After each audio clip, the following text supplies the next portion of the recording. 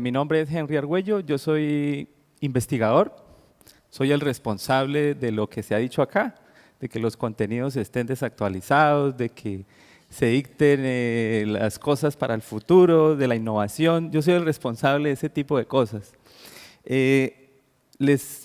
La charla que vengo a comentar hoy es vivencias personales sobre cómo potenciar la investigación y ciertas fronteras. Cuando me refiero a fronteras, me refiero a límites que nosotros mismos y otras personas han impuesto sobre la investigación. He observado que si estas pequeñas fronteras que les muestro hoy, que solo les voy a mostrar dos por el tiempo, se rompen, se maximiza el impacto de la investigación, tanto en la docencia como en la extensión. Entonces voy a empezar con una vivencia personal que les puede servir a los estudiantes y a los profesores que dirigen investigación. Cuando yo era joven, lógicamente, pues quería ser investigador desde muy joven, y yo me sentía muy apasionado por las señales de audio, estas señales, por ejemplo, de voz, que todos manejamos. Yo quería procesar, analizar estas señales de audio. Y me parecía que esa era mi vocación, debido a que las señales de audio son pequeñas, ocupan poco espacio, así como ustedes manejan audio en WhatsApp y manejan video en WhatsApp. Saben que el audio pues es pequeño y el video pues eso es grande, ¿no? Consume datos. Pues yo quería trabajar con audio, ese era mi sueño, pero empecé a estudiar mi pregrado y el profesor que me recibió era un profesor experto en esto de imágenes o videos.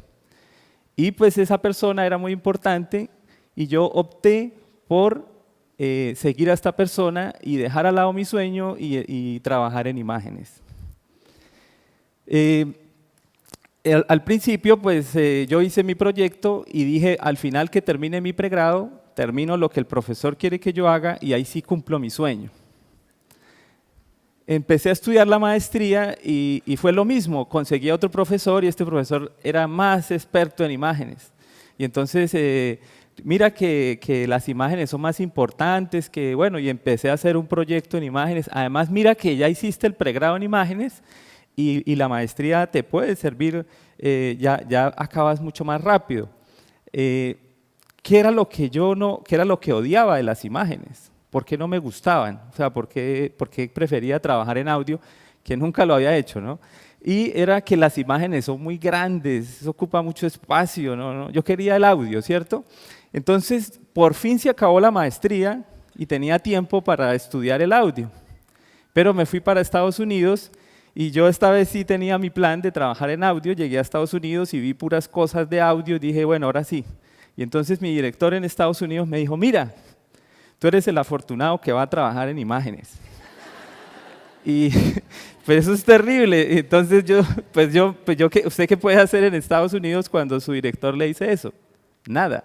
Empezar a trabajar en imágenes. Pero ahora las imágenes se complicaron porque las imágenes se volvieron más grandes. O sea, odiaba más eso. Más complejo, más difícil.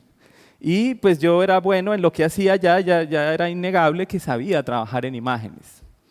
Entonces, lo que sucedió fue que, afortunadamente para mí, pues tuve que viajar a Europa, y en Europa solo había una conferencia en ese momento, en esa época, en la ciudad de Dinamarca, en Dinamarca, y me fui a dar esta conferencia, y la conferencia era de audio, y me aceptaron mi charla de imágenes. Es lógico, yo así como en este momento di mi charla de imágenes y absolutamente nadie me entendió nada, pero era una charla de audio. Entonces por fin llegué al lugar donde quería estar. Eso de todas las conferencias, los conferencistas, póster, todo era dedicado al audio. Entonces empecé a ir cubículo por cubículo mirando lo del audio, ¿no? Mi sueño, lo que por fin era la utopía de mi vida. Y adivinen qué sucedió. Terminé de ver todo eso y terminé y dije, oye, este audio sí es como muy simple, ¿no? Como muy pequeño. A mí lo que me gusta son las imágenes. Y entendí esto es súper importante porque entendí que los gustos cambian, que uno no se puede casar, uno no puede establecer fronteras sobre lo que le gusta. Entonces, esa es una pequeña anécdota. Después empecé a trabajar y pasó algo parecido. Mi vida es algo así como interdisciplinaria. Entonces, yo estudié ingeniería eléctrica, pero yo no quería estudiar ingeniería eléctrica. Aquí hay profesores de eléctrica. Y yo no quería estudiar ingeniería eléctrica, yo quería estudiar ingeniería electrónica, porque en ese momento no había ingeniería electrónica, se abrió un semestre después. Pero yo estudié ingeniería eléctrica y lo que hice fue aplazar mi sueño otra vez de ver a las materias de electrónica. Después empecé a trabajar y me contrataron fue en un departamento de ingeniería de sistemas. O sea, la cosa se iba complicando igual, ¿cierto? Y después me fui para Estados Unidos y la cosa se complicó más porque ya no solo era eléctrica, electrónica, sino era física y matemáticas. O sea, las carreras esas, en cierta proporción las aprendí en Estados Unidos.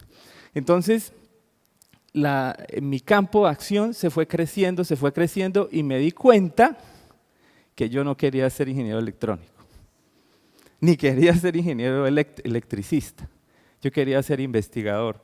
Y para ser investigador no pueden haber fronteras sobre el conocimiento, no pueden existir porque si no, todo lo que hago es sesgado, eso no puede suceder. Entonces yo me regresé a Colombia y creé un grupo de investigación que es bastante grande, numeroso, y está formado por diferentes estudiantes de sistemas, de electrónica, de matemática, de industrial, perdón si se me olvida otra carrera, de física, y observé este fenómeno, que yo pensé que un ingeniero de sistemas estudiaba una maestría en sistemas y después un doctorado en sistemas. Eso me parecía como lo obvio. Pero yo tenía varios estudiantes de sistemas y resultó que los estudiantes de sistemas no querían estudiar sistemas cuando terminaban el pregrado. Querían estudiar otra cosa porque ellos ya habían estudiado sistemas. Entonces, ¿qué querían estudiar? Querían estudiar matemática, querían estudiar física, querían estudiar eléctrica, electrónica, querían estudiar maestrías en otras cosas. Y luego que terminaran esas maestrías, observé también que no querían continuar con su maestría en el mismo tópico, sino que querían irse para otros doctorados. Entonces, observé que había otra frontera, y es que el pregrado no define las capacidades para investigación. Es un error decir que digamos que lo correcto es que un ingeniero electrónico estudie un doctorado en electrónica o que un ingeniero de sistemas estudie un doctorado en ingeniería de sistemas. Eso es totalmente incorrecto, eso no es lo correcto, eso es una posibilidad, pero de pronto la persona cambió de opinión, ¿ya? Y pienso que esa frontera no se conoce en la UIS y tal vez deberíamos cambiar un poco la forma de pensar. Bueno, aquí termina mi experiencia en cuanto a lo que me sucedió a mí. Ahora les voy a mostrar dos casos específicos que esta interdisciplinariedad, al romper esta frontera, se produjo. Entonces, sigamos por favor. Yo mismo lo tengo que hacer. ¿Qué sucedió acá? Que yo, con esta cantidad de personas de matemáticas, de sistemas, de electrónica, eléctrica, hice una reunión para crear un proyecto como lo quieren los empresarios, los profesores y los estudiantes. Que llegue a la comunidad, ¿cierto? Que sea científico realmente. Y entonces, ese proyecto involucraba software, involucraba ciencias básicas, espectroscopía, me perdonan las personas que no trabajan en esta área, eso simplemente es imágenes, espectroscopía, agronomía y mercadeo. Y nos reunimos estas personas a hablar, y yo dije, pues eso del WhatsApp está chévere. O sea, eso como que está chévere, ¿no? Y entonces yo dije, ¿por qué no hacemos un chat campesino? Y usted se imagina a los estudiantes como de burlones, ¿no? Entonces, eso, no, profesor, no sea ridículo, ¿cómo se le ocurre?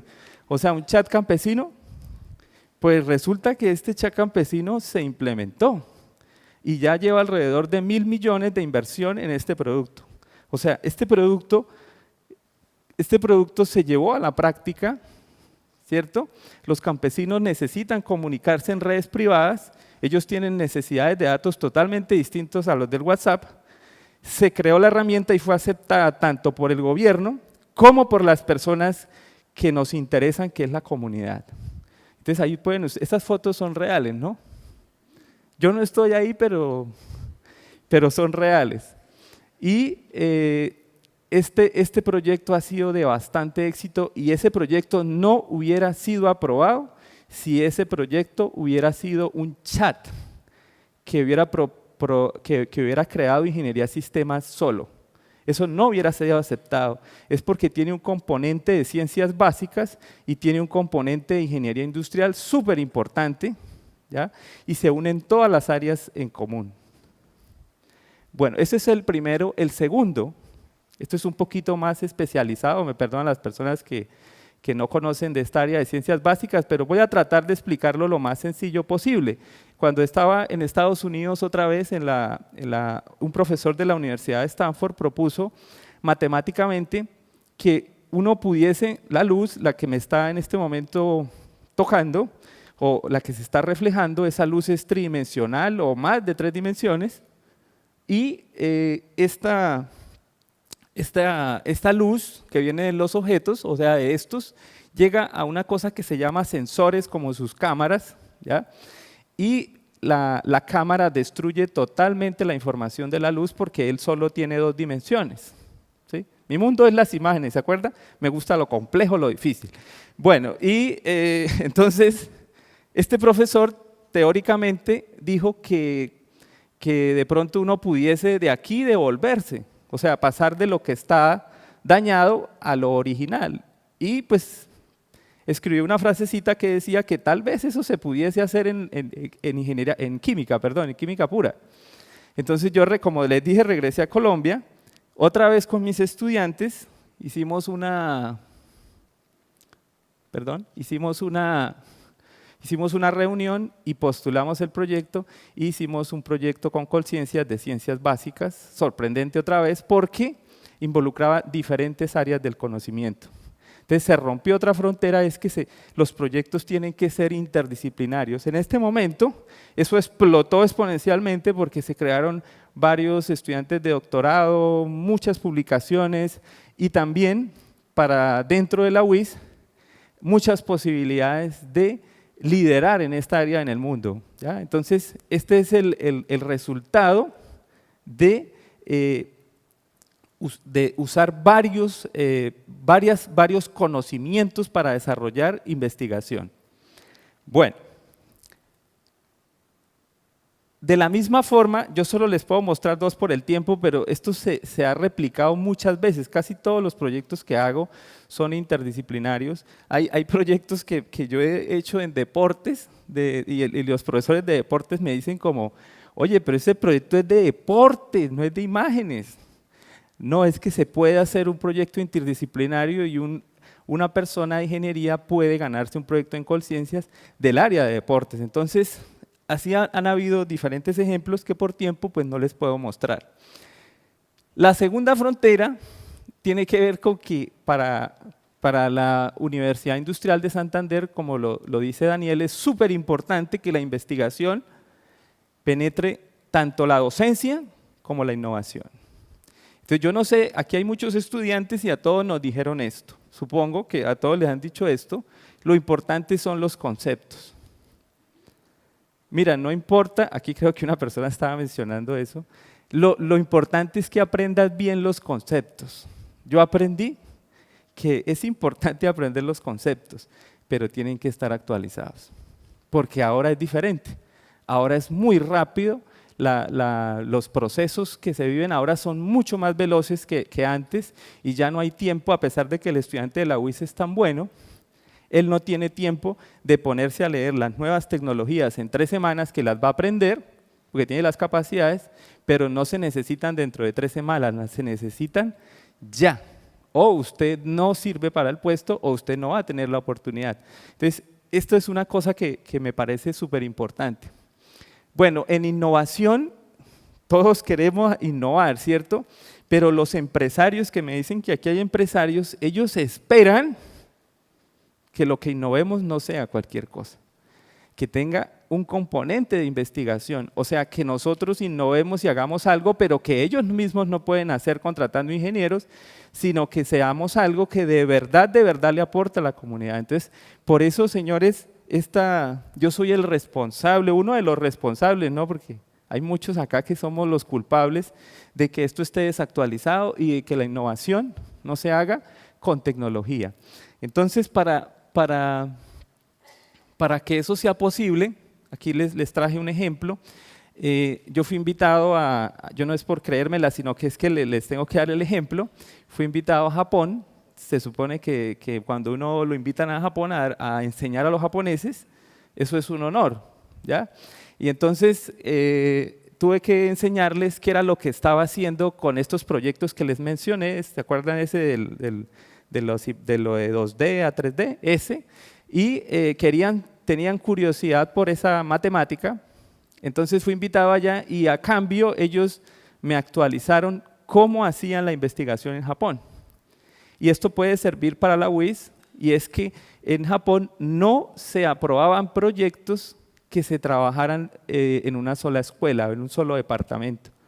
Por ejemplo, que no se aprobaban proyectos que solo involucrara electrónica, ¿cierto? Que solo involucrara biología, que solo involucrara química. No se aprobaba ese tipo de cosas. Se aprobaba que el proyecto tenía que tener varios componentes y lo que dijo nuestra compañera anterior, la información que hay en este momento en Guatiguara, por ejemplo, tiene que maximizarse. Es decir, eso debe utilizarse dentro de los proyectos. Si la no nueva información, la que ya existe, si no se utiliza la información, si no se desarrollan productos y esos productos no son interdisciplinarios, no se aprueban los proyectos.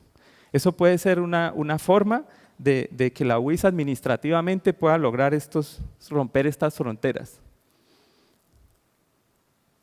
Y a mi forma de pensar, la físico-mecánicas es de suma importancia para esta universidad y tiene que cambiar el rol que está desempeñando en la investigación.